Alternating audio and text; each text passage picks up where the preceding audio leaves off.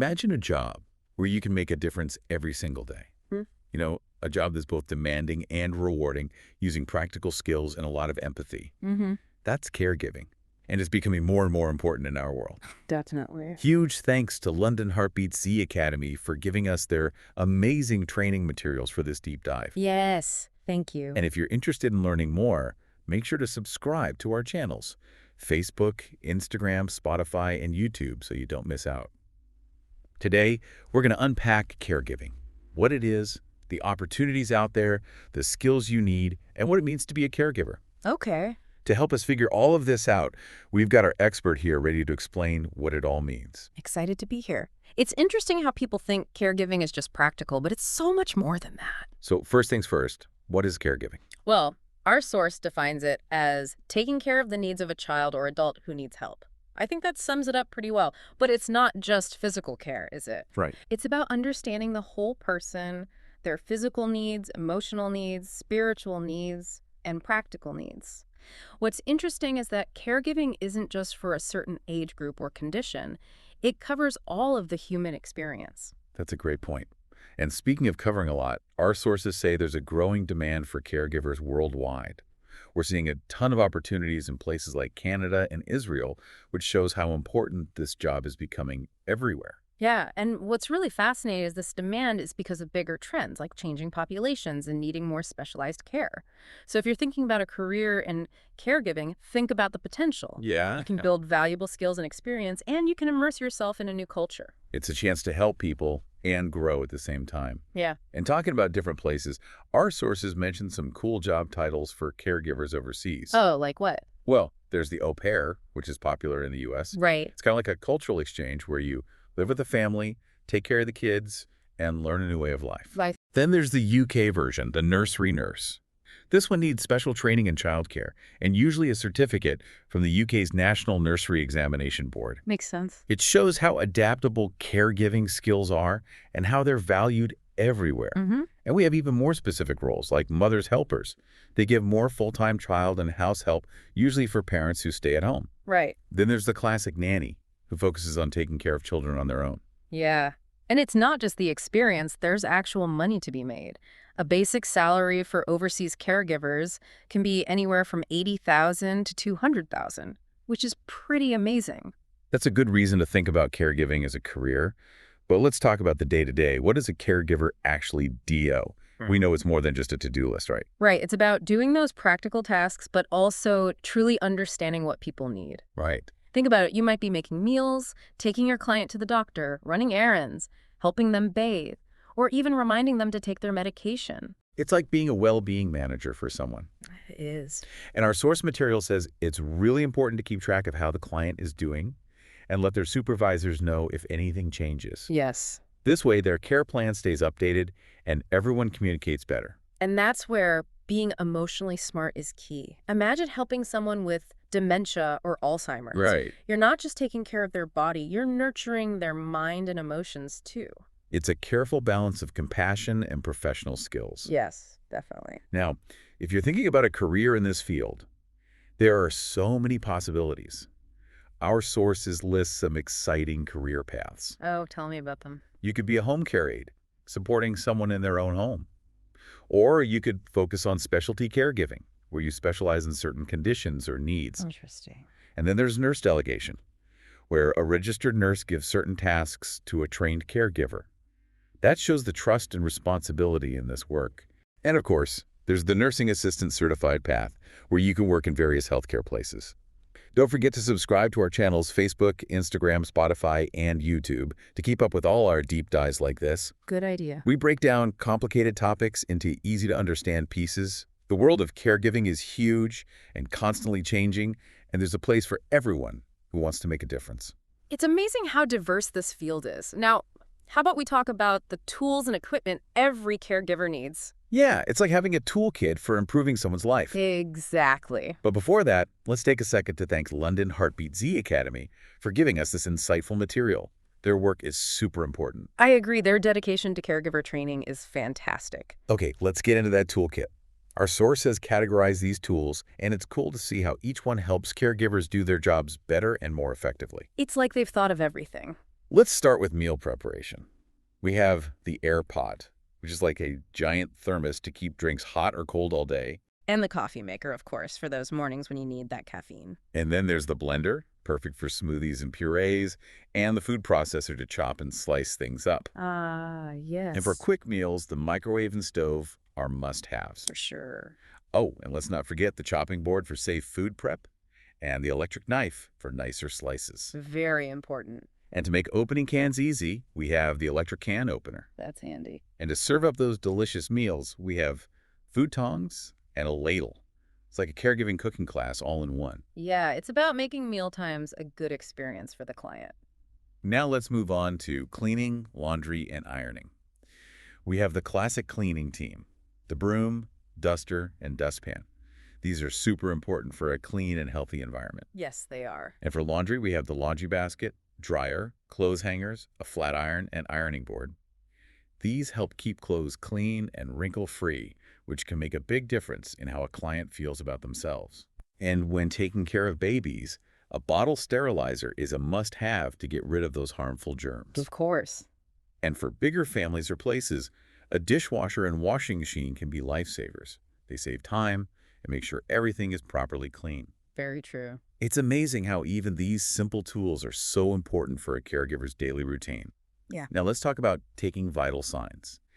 This is where things get really interesting because it shows how important caregivers are in healthcare. Absolutely. Monitoring vital signs is like checking in on a client's overall health.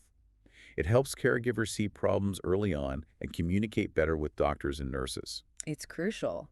First, we have the stethoscope, a tool you always see in healthcare.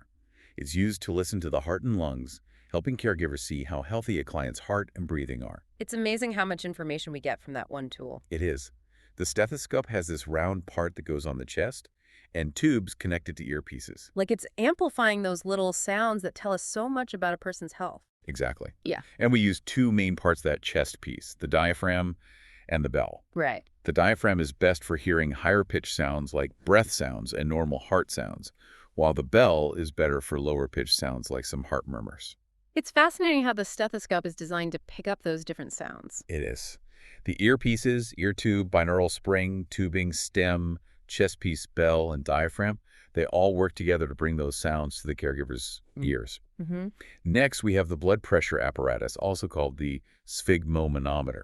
This measures blood pressure, which is super important for heart health. Right, and blood pressure is interesting because it can change a lot throughout the day, depending on things like stress, activity, even medications. And knowing how to read those numbers is key. We have two numbers, systolic and diastolic. Okay.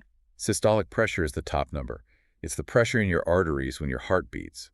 Diastolic pressure is the bottom number, and it's the pressure when your heart is resting between beats. So a healthy blood pressure is usually less than 120/80? Exactly. But sometimes those numbers are higher, and that's when you need to talk to a doctor. Definitely. Monitoring blood pressure helps caregivers catch problems early and work with doctors to keep the client healthy. The most common type of blood pressure apparatus is the aneroid sphygmomanometer. It has a cuff for the arm, a gauge to show the reading, a gauge holder, a label to show where to put it on the arm, a bulb to inflate the cuff, a valve to deflate it, connectors for the hose or tubes, and a gauge to measure the pressure. Right. And we also have digital ones that don't have mercury and are easier to use. Technology's made it easier to check blood pressure both for medical professionals and people at home. Now, last but not least in our vital signs toolkit, we have the thermometer. It might seem basic, but it's all about keeping an eye on body temperature, which tells us a lot about someone's health. Right. A change in body temperature can be an early sign of infection or illness, so having a good thermometer is super important. We've come a long way from those old glass thermometers with mercury. Now we have digital thermometers, which are much safer and more accurate. These thermometers usually have a sensor, an LCD screen to show the temperature, an on-off button, a tip, a battery compartment, a low battery indicator, and a battery included. It's amazing how these small devices can give such accurate readings, making it easier to check on how someone's doing. There are also ear digital thermometers that measure the heat from the eardrum and infrared thermometers that use thermal radiation from the body to measure temperature. And infrared thermometers are great because you don't have to touch the person, so they're perfect for babies or people who don't like to be touched. No matter which thermometer you use, It's important to know the right way to take someone's temperature and what the normal readings are. Definitely. Oral, rectal, and axillary under the arm temperatures all have slightly different normal ranges, so you have to use the right method and understand the readings correctly. All of this equipment shows how important caregivers are in healthcare, playing a vital role in keeping their clients healthy and safe. Definitely. And speaking of safety, we can't forget about personal protective equipment, or PPE. PPE, very important. It's crucial for protecting both the caregiver and the client. But before we get into that, make sure to subscribe to our channels, Facebook, Instagram, Spotify, and YouTube, so you don't miss any of our deep dives. We've got so much more to explore in the world of caregiving. Absolutely. This is just the beginning. There's a lot more to learn and discover. PPE is like a shield. It protects against hazards and stops illnesses from spreading. It's all about making a safer place for everyone. So what is PPE exactly? Right. It's basically any special clothes or equipment you wear to protect yourself from dangerous or infectious stuff. And why do we use it? Right. To keep everyone healthy. The caregiver, the client, their families, and even the whole community. It's a good reminder that we're all connected and what we do affects others. Exactly. And there's so much PPE to choose from. Gowns, aprons, coveralls, shoe covers, hair covers, masks, respirators, goggles, face shields, and gloves. Each piece has a purpose to minimize risk and keep everyone safe. Let's start with masks, which have become really important lately. Yeah. It's key to know the difference between masks and respirators. Right. Masks generally protect against droplets, but respirators filter out more, blocking about 95% of tiny particles in the air. That's a big difference, especially when you're working with people who might get sick easily. For sure. Some common masks are N95 and KN95 respirators, those disposable masks, sometimes called surgical masks, and cloth masks. Mm. When you wear them right, respirators offer the best protection. Then come the disposable masks, Yeah. which are better than cloth masks. And lastly, the loosely woven cloth masks offer the least protection. But using several layers of tightly woven cloth masks can offer more protection than loosely woven ones. So which mask you pick depends on the situation and how risky it is. Now, goggles. They protect your eyes, and they're better than regular glasses because they seal around your eye, stopping splashes and sprays from getting in. A lot of people forget about eye protection, but it's super important, just like other PPE, especially when you're dealing with bodily fluids or stuff that could be infectious. And there are different kinds of goggles for different jobs. We have Class 1A, which are like glasses with side protection, Class 1B, which protect from the side and radiation, Class 2A, which are directly ventilated, Class 2B, which aren't ventilated, and Class 2C, which offer both direct and non-ventilated protection with radiation shielding. Wow, they've really put a lot of thought into making PPE effective. And some goggles can be cleaned and used again, which is good for the environment. That's great, especially since we're all trying to be more eco-friendly. Gloves. They're key for keeping those hands safe from infectious stuff. Choosing the right type and size of glove is really important so they fit well and protect you as much as possible. And it's super important to remember to change your gloves if they rip or get really dirty. Hand hygiene is a must, even with gloves. Absolutely. There are three main kinds of disposable gloves: latex, nitrile, and vinyl. Okay. Latex comes from rubber trees, nitrile is made from a kind of plastic, and vinyl is synthetic. Nitrile gloves are good if you're allergic to latex. Right. You got to think about what's best for each situation, how long they last, Yeah. how much they cost, and if anyone has allergies. Right. Okay, so now we know what PPE to use, but putting it on, donning, and taking it off, doffing the right way, is super important to avoid getting contaminated. The order you put on and take off PPE matters a lot. It's like a dance to minimize the risk of spreading germs. Yes, exactly. The CDC has specific guidelines on how to put on PPE. First, you put on your gown or apron or coverall. Then if you're wearing them, you put on shoe and or hair covers. After that, it's your mask or respirator. Then you put on goggles or a face shield, if you're using a face shield instead of a mask and goggles. And last but not least, your gloves. Got it. Oh, and if you have a gown on, tuck the cuffs under your gloves. Makes sense. This layering helps create a barrier when you're entering a place that could be contaminated. Right. And taking off PPE the right way is just as important. Absolutely. Always take off your gloves first, then your goggles or face shield, then your gown or apron or coverall, then any shoe or hair covers, and lastly, your mask or respirator. Gloves come off first because they're the dirtiest. Right. And it's important to throw away used PPE right away and in the right place so you don't contaminate clean areas. And always wash your hands or use hand sanitizer right after taking off PPE. It's the final step to staying safe and stopping the spread of germs. Now, let's talk about workplace safety when it comes to PPE. Workplace safety is everyone's responsibility, so having clear rules and procedures is key. Totally agree. Our source material has some great advice on making a safer workplace. Like what? It talks about having enough hand hygiene stuff like hot water, soap, paper towels, and hand sanitizer. And it should be easy for everyone to get to, both visitors and staff. Exactly. Yeah. So we're talking entrances, desks, hallways, staff lounges, waiting areas, restrooms, the whole 9 yards. That way, it's easy to practice good hand hygiene.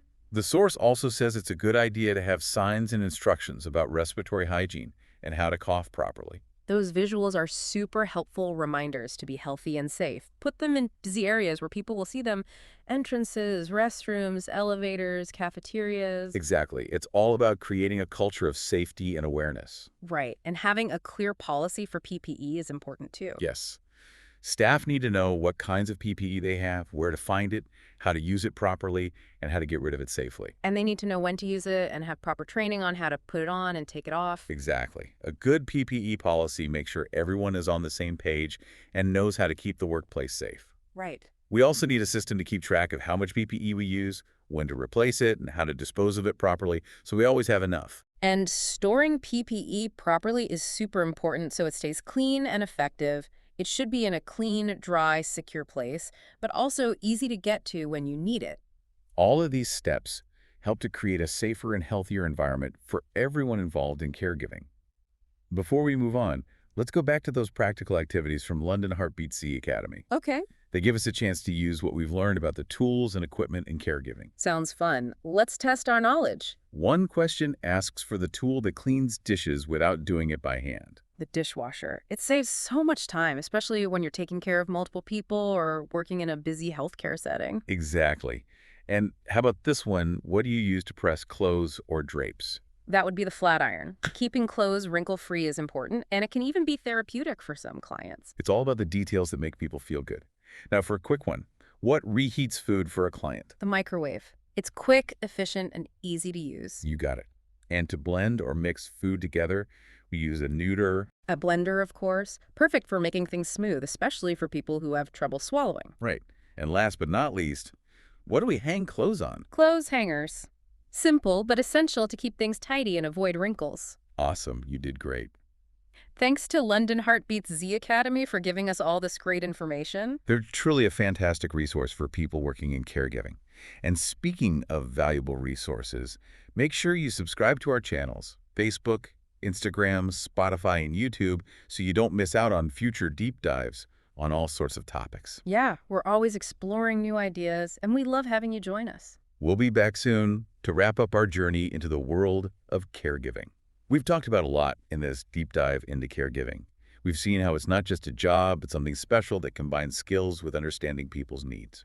It's about empathy, compassion, and really wanting to make a difference in someone's life. And we've seen all the great opportunities worldwide for people who want to do this. From special roles like nursery nurses to being a mother's helper, there's a path for anyone who wants to do this rewarding work. And we can't forget about the money. We've seen how caregivers can have great careers while making a real difference for others. Absolutely. But as we finish up, I want to talk about something just as important, that the human side of caregiving. Yeah, caregiving is rewarding, but it can be tough emotionally. It is. You give a lot in this role, so it's important for caregivers to take care of themselves too. Burnout is a real problem, and self-care is so important. Caregivers need support from family, friends, or organizations like London HeartbeatsZ Academy. Places like London HeartbeatsZ Academy offer amazing training, education, and a sense of community, which are so important for staying strong and avoiding burnout. They're doing really inspiring work to support caregivers. And remember, self-care isn't selfish. It's about taking care of yourself so you can keep giving the best care to others. It's like that saying about putting on your own oxygen mask first before you can help others. Exactly. And if you're thinking about a career in caregiving, remember that taking care of yourself is part of the journey. So as we wrap up, I want to leave you with something to think about. With all the new technology, What do you think the future of caregiving will be like? Will AI and robots help us connect better, or will they replace human connection?